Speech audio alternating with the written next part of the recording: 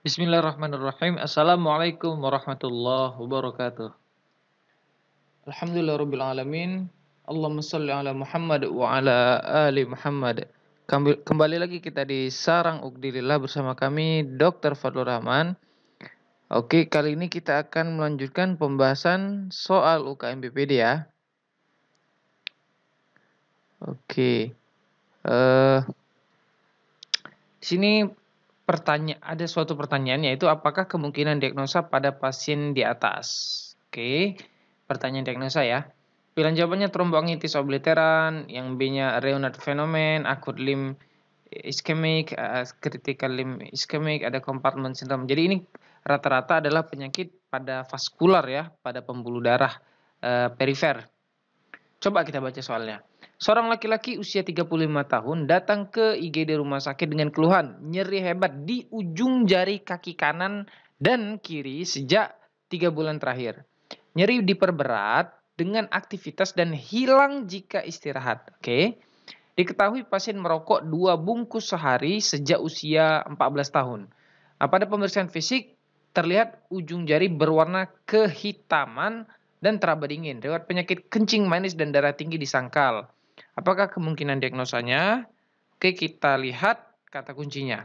Oke, kata kuncinya di sini ada pasien mengeluh nyeri hebat di ujung jari kaki kiri dan kanan, sudah 3 bulan, diperberat dengan aktivitas, hilang dengan istirahat, punya riwayat merokok, jarinya berwarna kehitaman, teraba dingin, nggak ada kencing manis, nggak ada darah tinggi. Itu kata kunci semua untuk mendiagnosa ya.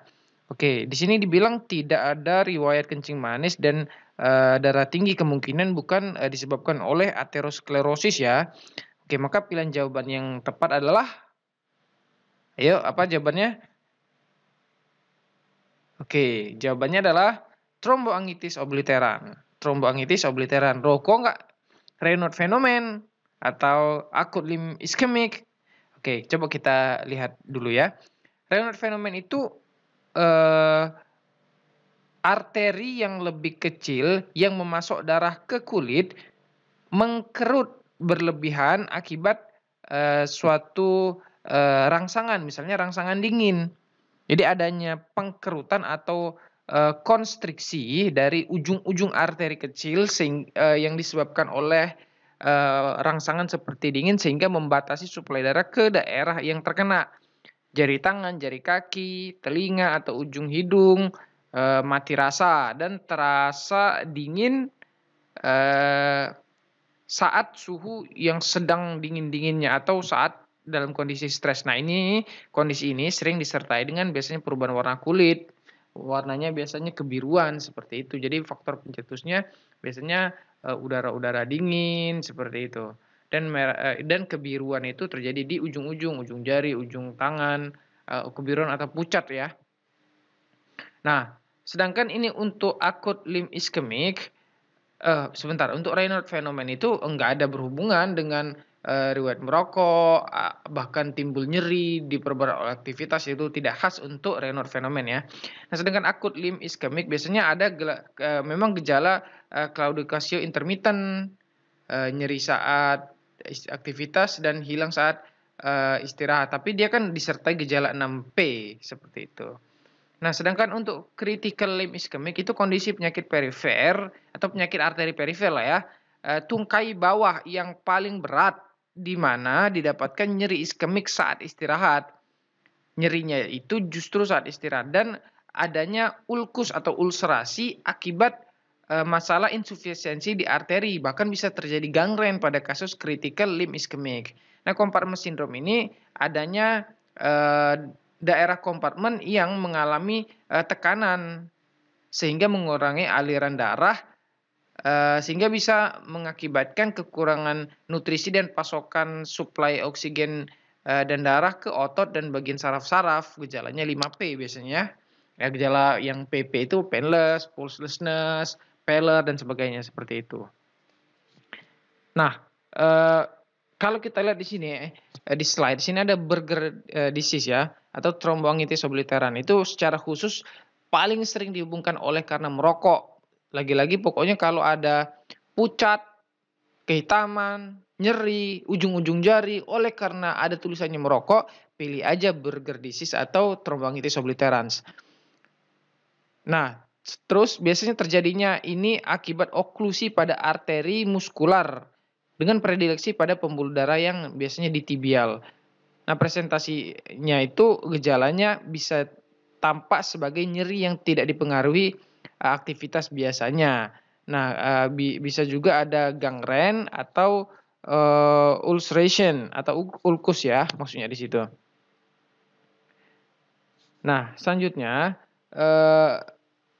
bisa terjadi recurrent superficial thrombophlebosis.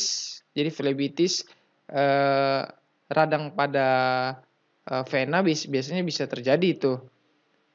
Sering dikaitkan dengan usia-usia dewasa muda, perokok berat, dan tidak adanya faktor risiko aterosklerosis yang lain seperti diabetes, hipertensi, kolesterol tinggi biasanya nggak ada pada kasus burger disease pada soalnya. Kalau kita lakukan pemeriksaan angiografi, gambarannya itu adalah diffuse occlusion di daerah pembuluh darah ekstremitas bagian distal. Nah, sifatnya ini progresif dari distal ke proksimal ya, dari distal ke proksimal, dari ujung menuju ke pangkal. Nah, biasanya itu berkurang gejalanya atau bahkan bisa menghilang dengan menghentikan rokok. Berhenti merokok, itu khas biasanya itu. Nah, selanjutnya kalau kita lihat pengobatannya ya, pengobatannya itu biasanya dilakukan perawatan di rumah sakit. Karena perlu mendiagnosa dengan pasti dan melakukan arterial imaging. Obat yang biasa diberikan untuk kasus burger disease atau thromboangitis obliterans ini adalah golongan obat-obat yang mampu melebarkan pembuluh darah atau vasoactive dilation. Biasanya ini yang akan diberikan pada initial treatment di rumah sakit. Kalaupun ada luka, ulkus atau gangren itu biasanya akan dilakukan debridement pada jaringan-jaringan yang mengalami luka atau gangren tersebut. Nah, selanjutnya selanjutnya bisa diberikan anti nyeri bergantung kepada keparahan dan derajat nyerinya. Tapi yang paling penting adalah penghentian merokok itu menurunkan insidensi untuk terjadinya amputasi di rumah sakit. Jadi berhenti merokok sangat amat penting untuk burger disease dan menghentikan merokok itu dapat meningkatkan patensi dan limb salvage pada pasien yang melalui surgical revascularization. Nah, ini kalau kita lihat ini gambaran angiografi ya pada pembuluh darah. Angiografi kita masukkan kontras di dalamnya itu. Nah, terus bisa kita dapatkan pada hasil pemeriksaan ini di sini ada gambaran-gambaran occlusion ya, occlusion daripada bagian distal pembuluh darah ekstremitas di sini. Jadi dia tidak ngalir, warna putihnya hilang, stop di sini, jadi nggak sampai ke bawah. Ini stop di sini, nggak sampai ke bawah.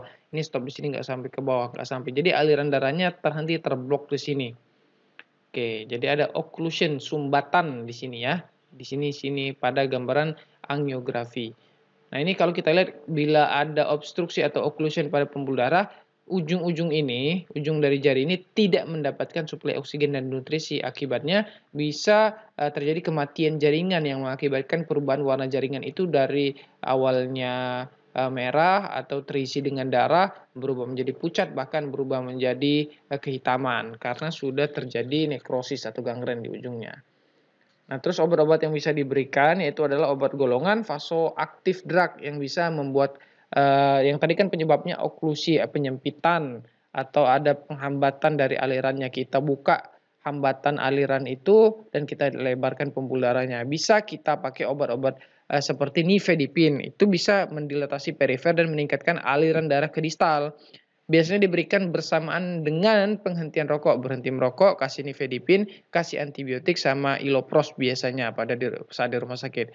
Nah, pemberian seperti pentoxifilin dan cilostazol itu dari hasil penelitian punya efek-efek yang bagus untuk sebagai vasodilator pembuluh darah di bagian distal-distal seperti itu. Oke, sampai sini saja pembahasan kita tentang penyakit-penyakit pembuluh darah perifer. Semoga bermanfaat. Saya akhiri. Subhanakallahumma bihamdika asyhadu an la ilaha illa anta astaghfiruka wa atubu ilaik. Assalamualaikum warahmatullahi wabarakatuh.